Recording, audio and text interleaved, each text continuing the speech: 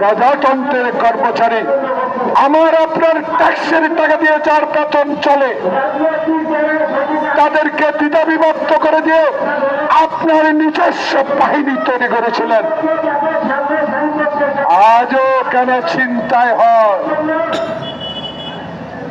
আজও কেন সচিবালয়ে আগুন লাগে, আজও কেন আসিয়া দর্শিত হয়?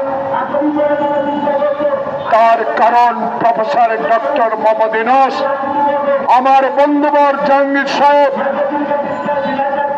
খোঁজ নিয়ে দেখেন এরা তারা যাদের কাছে অবৈধ টাকা আছে, যারা এখনো আমাদের মতো সমাজে কিছু লোকের সাথে থেকে অর্থ দিয়ে সব অকাম করাচ্ছে।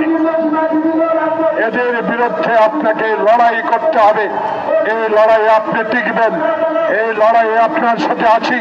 তাই শেষ তক সকল ঐক্য ধরে রাখতে চাই, এমন ঐক্য করতে চাই যে ঐক্যে মুগ্ধ খোকনের রক্ত বৃথা যাবে না, যে রক্ত বাংলাদেশে একটি নিরপেক্ষ নির্বাচন দিতে পারবে, যে ঐক্য মৃত ব্যক্তি আর কবর থেকে উঠে ভোট দিবে না, এমন ঐক্য চাই যে ঐক্য হাইকোর্টে বিচার না পাইলে ময়লা এবং এজলাসে লাথি মারবে না, এমন ঐক্য আমরা চাই।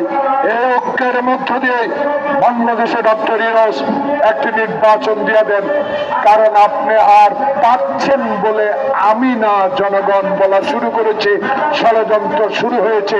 এই ষড়যন্ত্র রুখতে হলে প্রয়োজন নির্বাচন, সেই নির্বাচনের ব্যবস্থা করুন। সবাইকে ধন্যবাদ। আসসালামু আলাইকুম।